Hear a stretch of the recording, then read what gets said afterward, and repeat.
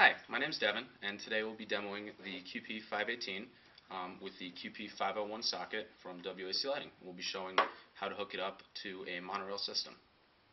And one of the things you're really going to want to look at with this fixture is the cord length. You always want to make sure you measure before you start cutting anything. Now, the standard cord length is 6 feet. Now, in a normal application, that 6 feet is probably going to be a little too long. So what you want to do, around here we have a couple of examples. You want to measure something that's specific to your application, so you know about how much cord you're working with. Say about that. You just want to keep this measurement in mind so you know how much cord to cut off to really get the style that you're looking for. Okay, so right here we have all the parts necessary for the QP-518. We have the dichroic glass for this fixture. We have the 500 series socket set. You have your screwdriver, your wire cutters. You have the bag of accessories that's going to come with the fixture. This is going to have your Allen key, the 2 screws for the fixture itself, and the collar. Then you're going to have your top conical piece, which connects it up onto the rail. Then you're going to have your lamp, your bulb shield, and the lamp collar, especially for this fixture. So our first step on here is obviously to open this.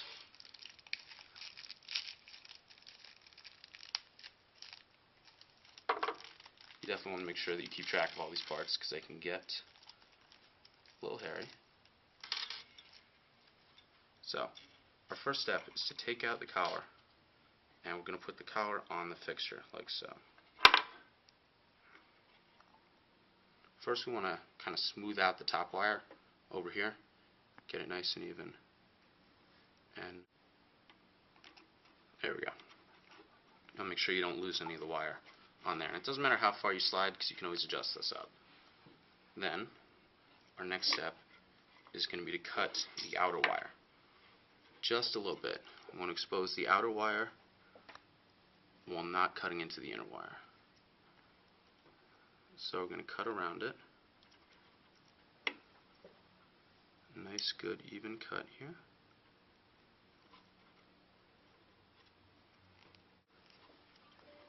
And like that.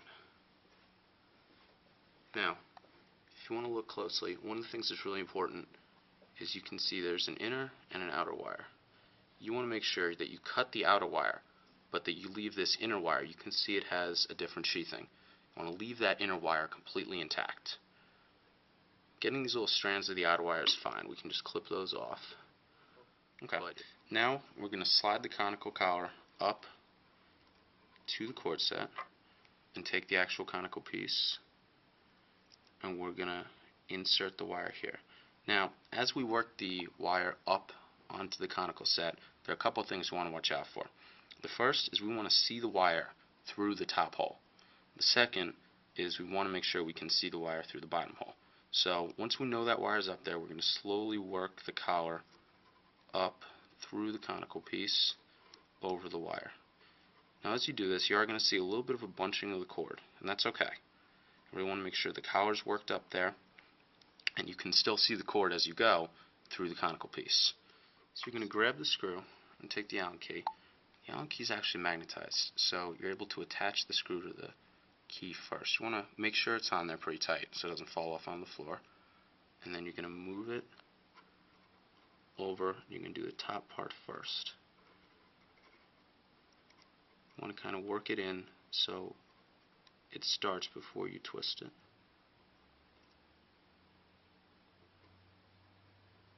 Now, one of the most important things, what this is doing is it's not only holding the wire in place, but it's also breaking that inner wire. So this is going to really create the electrical conductivity down to the fixture and down to the bulb. So you really want to tighten this one so that the electricity can flow through it. So make sure this one is really locked in there tight. Like so. Next, the second one. Now the second one is different from the first one. The second one you don't want to be locked in there that tight. The second one you just want in there enough to hold it in place. And you feel a little bit of resistance, a little bit of a push. not too much. Once it's in there, you should be good. Now,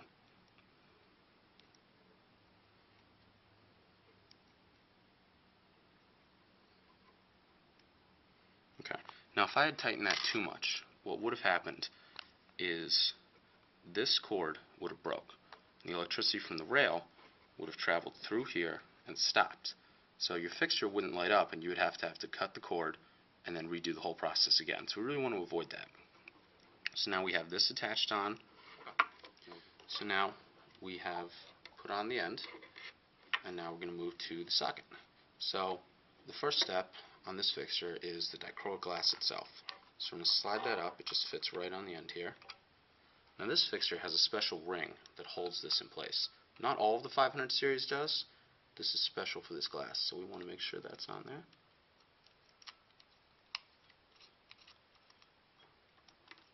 Like so. Now, our next step, we're going to put the lamp in. Since this is a halogen bulb, we're going to want to do, because the oils from our fingers can sometimes damage these, like you think with a cooking fire. You know, if you have oil on your hands. So, what you're going to do, just like so. And make sure it's locked in there in that socket securely. And then we move finally to the bulb shield. This bulb shield goes right on over there and tightens on that screw.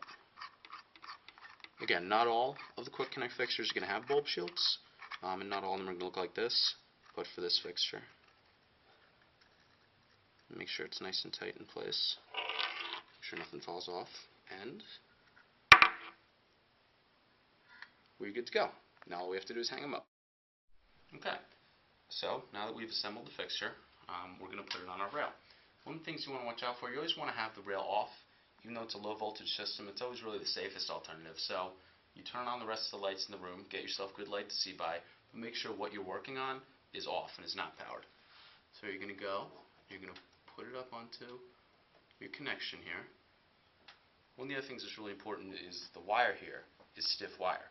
It's not going to rotate, so you want to be sure that you don't entangle it too much.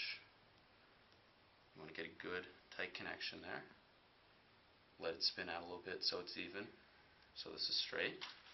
And we should be good to go.